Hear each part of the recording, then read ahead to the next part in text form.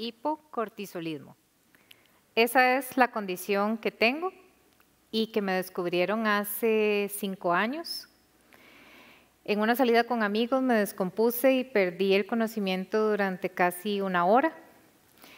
Y durante 6 meses investigaron qué era lo que tenía, qué era lo que me había pasado. Y resulta que el hipocortisolismo significa que tengo un cortisol bajo.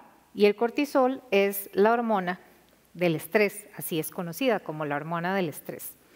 Pero no el estrés que explicaba, porque yo siempre había sido súper estresada, sino el estrés que hace que nuestro cuerpo mantenga todos nuestros sistemas y órganos funcionando. Entonces, ¿qué fue lo que pasó ese día? Se me bajó la presión, luego se me bajó el azúcar, luego bajó el ritmo cardíaco, etc. Y por eso tuve lo que tuve.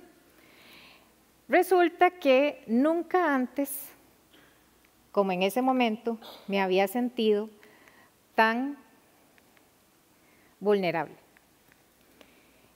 Y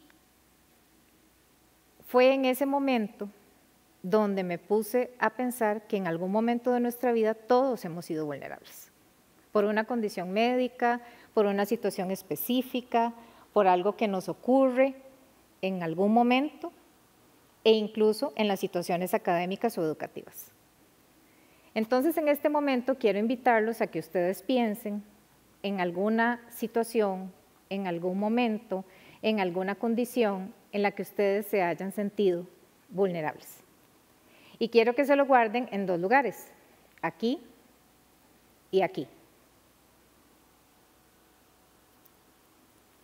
A partir de esta situación, y además con la posibilidad que he tenido en el espacio en el que trabajo de interactuar con muchas poblaciones en situación de vulnerabilidad, me puse a pensar si las estrategias y las actividades que nosotros planificamos en nuestros entornos educativos pueden hacer a alguien sentirse así, vulnerable. Y me di cuenta de que así es, y no lo hacemos con intención, y no lo hacemos dándonos cuenta de que eso podría pasar, pero sí sucede. Entonces, lo que vengo a compartir con ustedes hoy es 2 de las oportunidades que en mi trabajo, en ese espacio, he descubierto que me han ayudado mucho a, cuando creo estrategias o cuando creo actividades, disminuir la posibilidad de que generen vulnerabilidad en los estudiantes, sobre todo en estudiantes con una condición o en una situación de vulnerabilidad. La primera de esas oportunidades son los recursos educativos abiertos, que son más conocidos como los REA. ¿Y qué son los recursos educativos abiertos? Pues en palabras sencillas, estamos acostumbrados cuando vemos un libro, cuando encontramos un video, cuando encontramos una imagen, a que diga todos los derechos reservados, ¿verdad? Eso significa que no podemos hacer mucho con esa imagen, con ese texto, con ese libro, etc.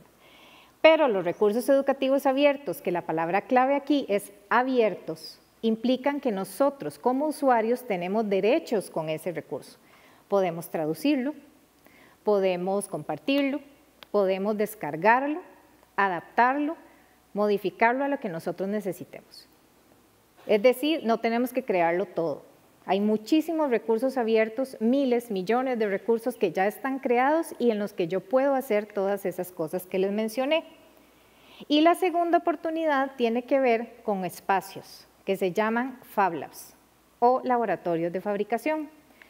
Resulta que esos espacios existen en todo el mundo, incluido nuestro país, y son espacios en donde yo puedo compartir con personas de cualquier edad, en cualquier condición, para crear, para co-crear, para satisfacer necesidades, para atender problemas y para proponer soluciones, porque trabajamos con muchísimos equipos de fabricación digital, como impresoras 3D, como cortadoras láser, como electrónicos que podemos programar, etcétera. Y entonces ahí mismo yo puedo hacer prototipos y proponer diferentes cosas y diferentes soluciones para lo que quiera atender.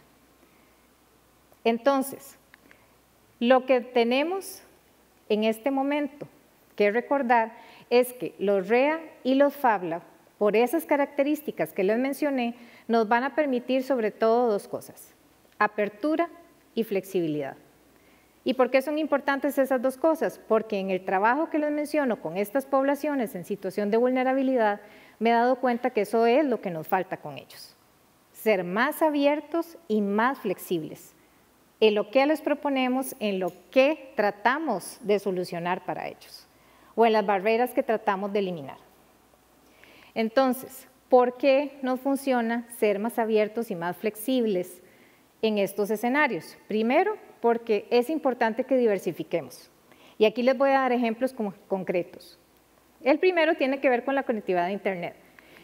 Nosotros empezamos con temas de conectividad usando teléfonos públicos para que los estudiantes tuvieran acceso a Internet. Ya los teléfonos públicos ni existen. Bueno, buscamos otra solución, vamos a diversificar. Entonces, les dimos dispositivos tecnológicos como el Raspberry, lo transformamos en una computadora, es mucho más barato que una computadora y funciona igual o mejor. Y los estudiantes que nunca habían tenido un dispositivo tecnológico en sus casas, lo tuvieron. Entonces, aquí vamos a escuchar a Miseldi, que es una de las estudiantes que Bueno, la verdad me he sentido bastante bien porque tener esto en mi casa ha sido una bendición y me siento como que puedo salir adelante con mis cosas. No me esperaba algo así. Es como un sueño hecho realidad para mi vida. Tener la herramienta para poder hacer mis trabajos en mi propia casa, no tener que estar saliendo a ningún otro lado. Y realmente me siento agradecida con estas personas que han permitido este programa, este proyecto. Y ha sido también de mucho interés para mí, porque cada día estoy aprendiendo más, tengo más capacidad de entendimiento en lo que es con las computadoras, que antes me costaba mucho y ahora al estar usándolas mucho, ya veo que ya no me cuesta mucho, entonces me siento muy bien. Miseldi ya no está con nosotros, pero ella dice una frase que a mí me impactó. Ella dice: descubrí que tengo capacidades que no sabía que tenía. No, las capacidades las tiene, la mayoría de personas las tenemos, lo que no tenemos son las oportunidades.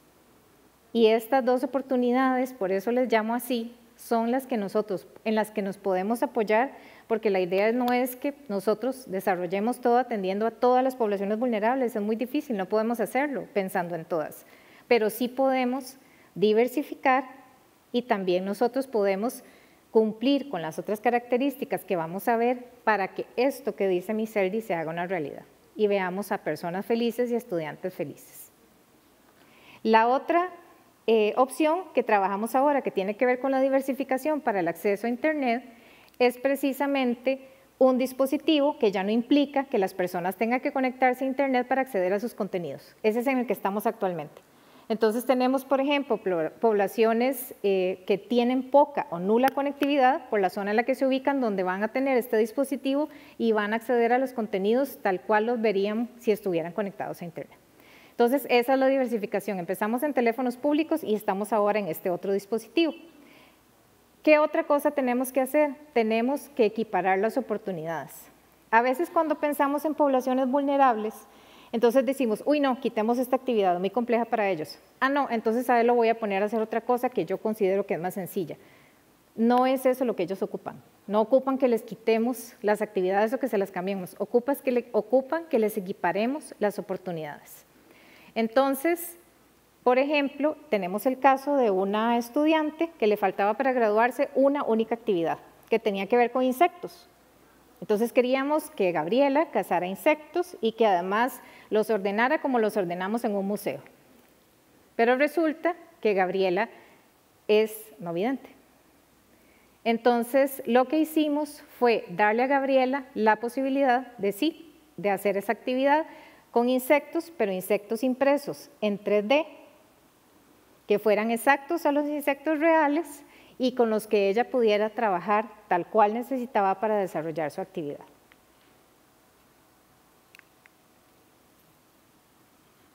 Vamos a ver. Me gustaría instar a las personas con discapacidad que todavía están estudiando o que no se animan a a estudiar una carrera porque tal vez tiene muchas barreras o es inaccesible, que sigan adelante y que siempre hay formas de adaptar los materiales y de cumplir todas sus metas.